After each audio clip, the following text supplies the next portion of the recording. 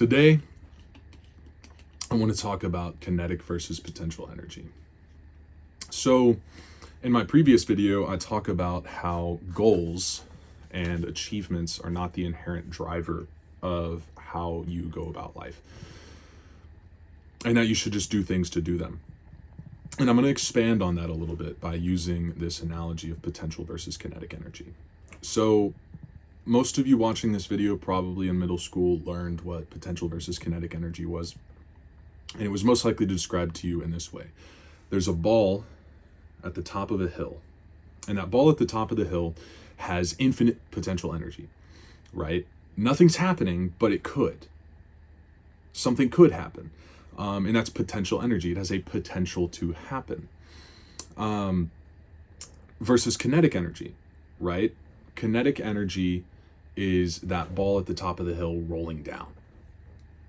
It is the ball at work. It is the ball doing stuff and getting stuff done and getting after it.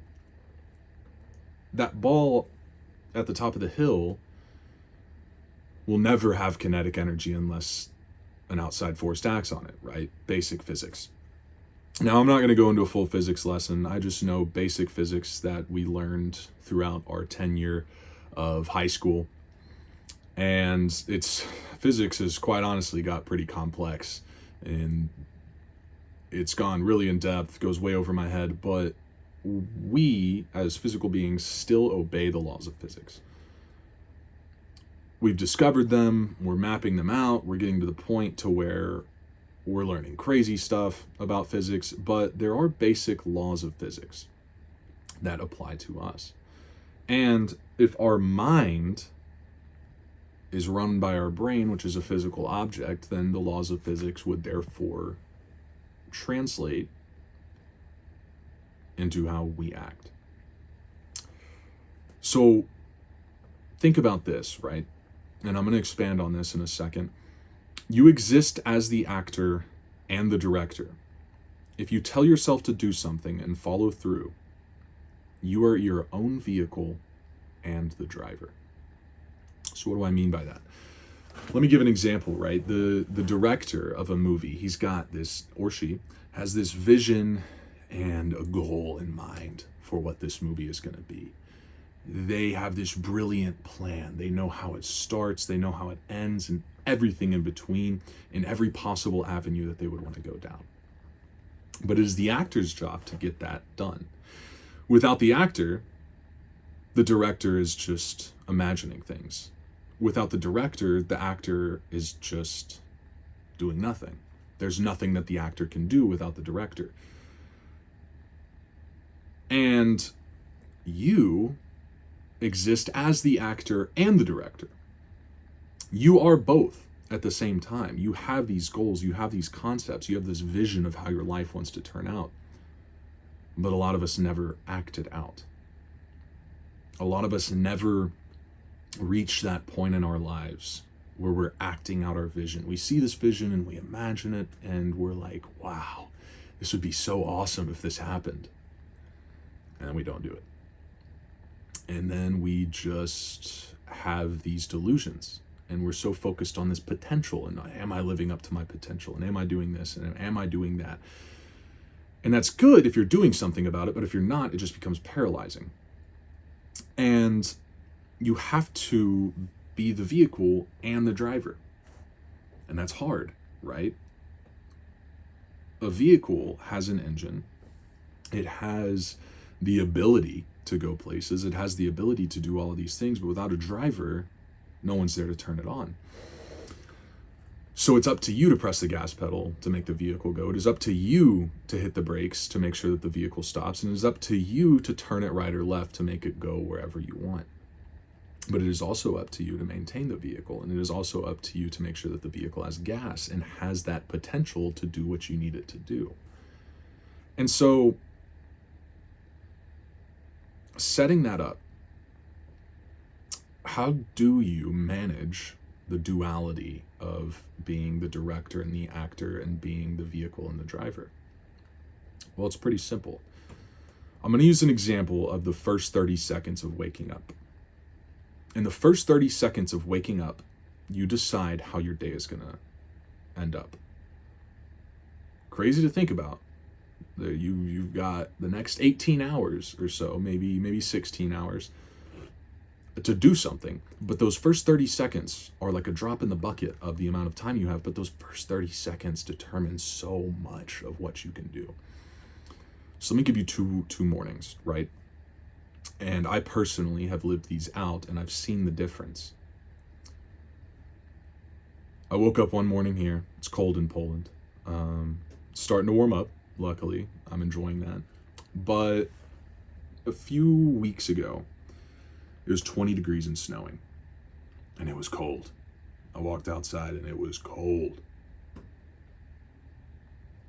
But these are two separate days with the same circumstances, with two different outcomes. So, one morning, I woke up an hour before I was going to go work out. I grabbed my phone, and I started scrolling on Instagram.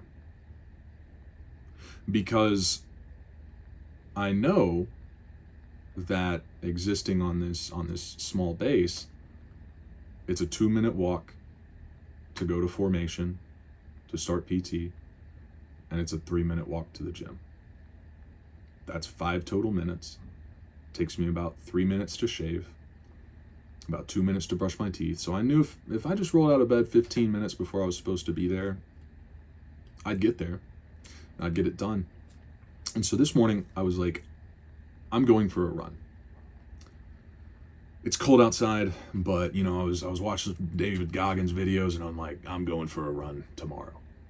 And I woke up, scrolled on Instagram for 45 minutes, rolled out of bed, and I didn't go for a run outside.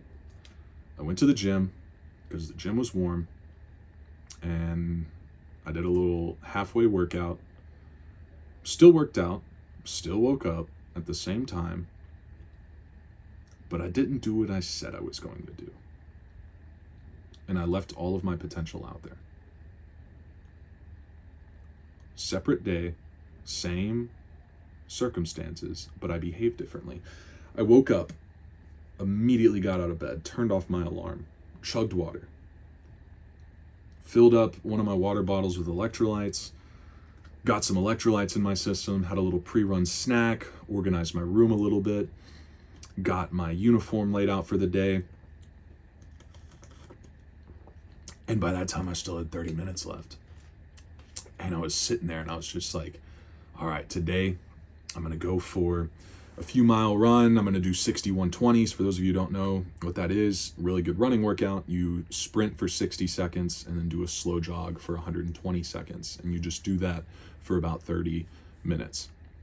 Maybe longer once you build up endurance, but that's what I was going to do. Step outside 15 minutes before I have to be there. And it's cold. It's cold, but I just spent 45 minutes setting the conditions for this run.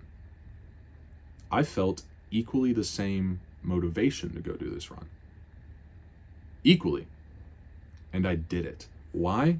Because I had just spent 45 minutes setting up the ability to go for a run.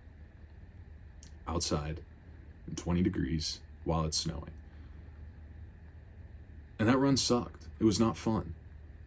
But I did it. And I'm not saying that to try to make you think that you have to wake up and run when it's super cold and you gotta suffer. No.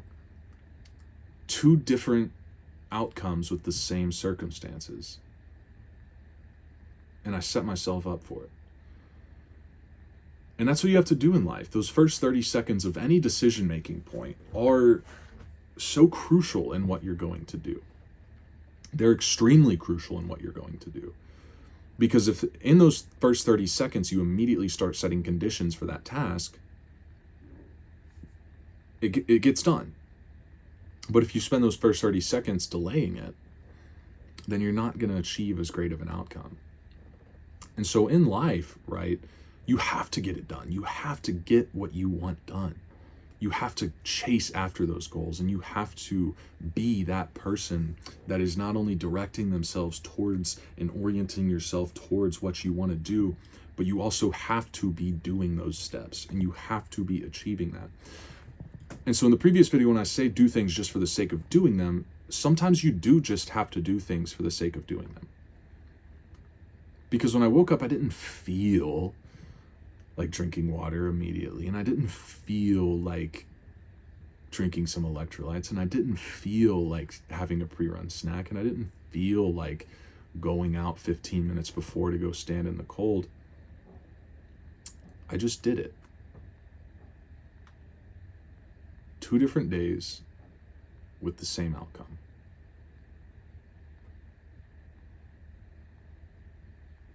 Both days I worked out, but the second day I set conditions, and I did what I said I was going to do. And so you run into this danger of, on that first day I still worked out, check the box. But when you start having that check the box mentality with your potential, you're leaving so much on the table. And it's those little things of that mentality building up. When you say, I'm going to do this, and you don't do that. You say, I'm going to eat this today, and you don't eat that.